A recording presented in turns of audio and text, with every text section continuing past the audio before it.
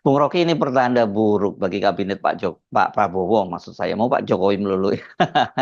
Hari pertama para menterinya bekerja sudah diwarnai dengan skandal. Kader Partai Amanat Nasional Yandri Susanto yang ditunjuk menjadi Menteri Desa kedapatan menggunakan kop surat kementerian untuk kepentingan pribadi. Kalau dalam isi suratnya yang diundang itu ada kepala desa, perangkat desa, ibu-ibu PKK untuk hadir dalam hall ibundanya dan tasyakuran gitu di sebuah pesantren tuh.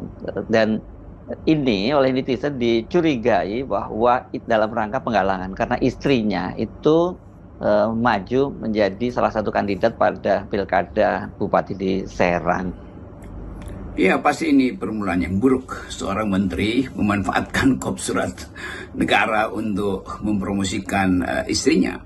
Dan walaupun ada tafsir macam-macam bahwa itu mungkin kekurangan pengetahuan tentang administrasi bernegara atau di dalamnya memang ada orang lain yang memanfaatkan. Tetapi kalau ada tanda tangan menteri untuk acara yang sangat privat dan terhubung akhirnya dengan kepentingan pemilihan pilkada bupati yang adalah istrinya, itu dari awal udah pasti itu semacam pemanfaatan, semacam korupsi dalam pengertian yang sangat fundamental, yaitu jabatannya itu jadi andalan untuk mengorganisir dan memobilisasi opini, kan itu intinya tuh. Jadi Pak Prabowo memulai sesuatu dengan contoh dari anggota kabinetnya yang buruk itu, dan kita tidak mungkin lagi untuk mengatakan bahwa ini adalah kekeliruan. Jadi dalam etika, begitu ada sesuatu yang di awal sudah buruk, maka kelihatannya produk lanjutannya juga buruk tuh. Dan itu yang menyebabkan dari awal kita memberi semacam sinyal bahwa konflik of interest pasti terjadi. Jadi kedudukan menteri itu akhirnya jadi kedudukan yang sifatnya pragmatis kan. Jadi apa yang bisa menguntungkan atau mengenakkan keluarganya itu yang akan dijadikan utama. Jadi sekali lagi kita mulai melihat bahwa public ethics itu gagal. Dan mestinya ada bukan sekedar teguran, ya harusnya ada semacam kesadaran diri untuk ya sebut aja kalau ya ini kalau kita sebut di dalam tradisi Bushido ini namanya harusnya udah dibunuh diri itu, dan atau mengatakan saya malu karena saya memanfaatkan kop surat negara untuk membackup istri saya. Itu poin dasarnya tuh. Jadi ini bukan soal kecurigaan netizen, tapi netizen memang bereaksi dengan cara yang tepat. Dan Pak Mahfud MD yang juga bertahun-tahun memelihara semacam etika politik atau minimal kode etik di dalam penyelenggaraan negara harus bereaksi. Jadi ini soal yang sangat serius, karena ini pertama kali kita paham bahwa ada menteri yang tidak paham tentang kedudukan dia sebagai pejabat publik. Jadi sekali lagi mobilisasi ini juga akan dimanfaatkan mungkin oleh pihak yang lain atau oleh kekuasaan yang lain yang ada kaitan antara kedudukan birokratisnya atau kedudukannya di dalam struktur kenegaraan dengan kepentingan privat dia di wilayah-wilayah yang menguntungkan dia, entah secara bisnis, ekonomi, apalagi secara politis. Ya, nggak terlalu terkejut ya kalau Pak Mahfud MD bahkan termasuk yang ikut mencuit ya, menegur Pak Menteri baru ini ya.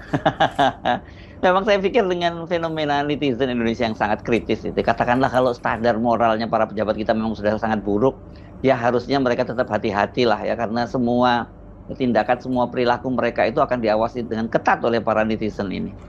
Kita selalu berterima kasih pada kemampuan netizen untuk jadi independen jurnalis tuh.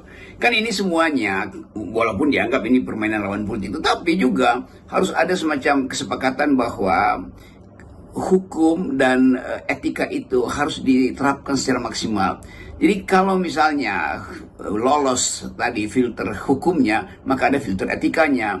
Kalau misalnya sang menteri, siapa namanya Pak, yang dari PAN itu menganggap bahwa oke, ada yang salah, maka mestinya dia nggak tanda tangan surat itu kan. Jadi kelihatannya bahwa penggunaan kapasitas birokrasi sekarang sudah dipakai untuk kepentingan kekuasaan atau kepentingan keluarga, dalam hal ini kepentingan sang istri. Jadi positif negatifnya satu tindakan itu ditentukan oleh kontrol etiknya. Kan pejabat publik diberi semacam diskresi untuk memanfaatkan kekuasaannya, tapi dengan kontrol etik yang sempurna. Nah, kalau sekedar soal surat menyurat itu tidak dipahami itu artinya kontrol etiknya itu buruk sekali kan. Mengerahkan ASN, mengerahkan lingkungan sekitar atas nama menteri karena kedudukan dia yang adalah anggota kabinet, itu sudah memanfaatkan feodalisme, sudah memanfaatkan hierarki yang bukan bagian dari etika publik. Etika publik hanya menghendaki supaya pejabat publik itu tahu diri, kan gak ada hukumannya. Tetapi ketahuan dirian itu yang memungkinkan seseorang mundurkan diri justru karena dianggap wah saya memang belum pantas untuk memegang jabatan publik karena di kepala saya masih banyak sekali kepentingan privat. Dan itu juga pelajaran buat menteri-menteri yang lain untuk mulai mengendalikan diri.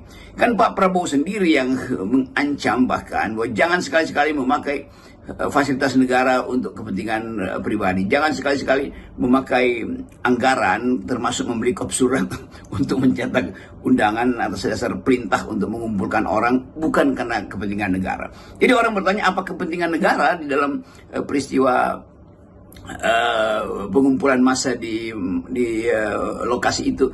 Kan itu pertanyaan publik utama tuh. Nanti mau dijawab dengan cara apa? Itu udah berlangsung dan satu jawaban adalah mengundurkan diri. Jadi etika itu justru akan mengembalikan marwah dari kabinet. Dan Pak Prabowo tentu harus dapat informasi tentang pelanggaran etik di hari pertama Presiden Republik Indonesia memimpin negeri ini. Nah itu saya kira ini harus ada ketegasan di situ supaya teman-teman yang lain paham bahwa siapapun dalam kapasitas apapun harus menghargai opini publik bahwa pelanggaran etika publik itu adalah pencideraan terhadap janji seorang menteri atau seorang petugas negara yang berjanji hanya untuk mengabdi pada rakyat, dan itu adalah perintah moral sekaligus perintah politis sekaligus ketentuan hukum dari kabinet Pak Prabowo yang diucapkan dengan menggelegar oleh Pak Prabowo hanya demi kedaulatan rakyat. Kita berbakti hanya demi kepentingan rakyat. Kabinet ini dipersembahkan, kan itu yang mesti dipahami oleh para menteri.